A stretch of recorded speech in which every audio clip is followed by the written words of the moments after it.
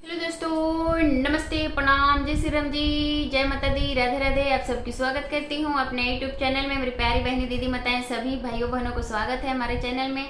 तो आज मैं सुनाने वाली हूँ 15 अगस्त के शुभ अवसर पर एक छोटा सा प्यारा सा आप लोगों से गीत सुनाऊंगी। तो कैसा लगेगा सुन करके कमेंट बॉक्स में लिखिएगा।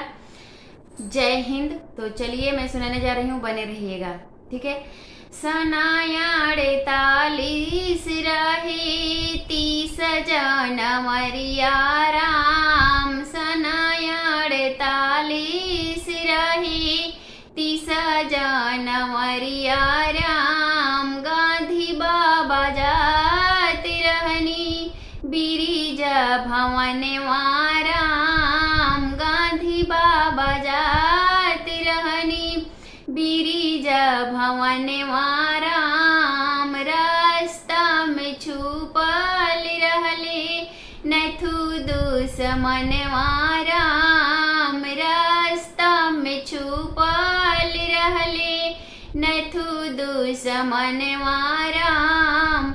एक गोली फायर कैले दूसरे निशान राम। एक गोली फायर कैले दूसरे निशान राम।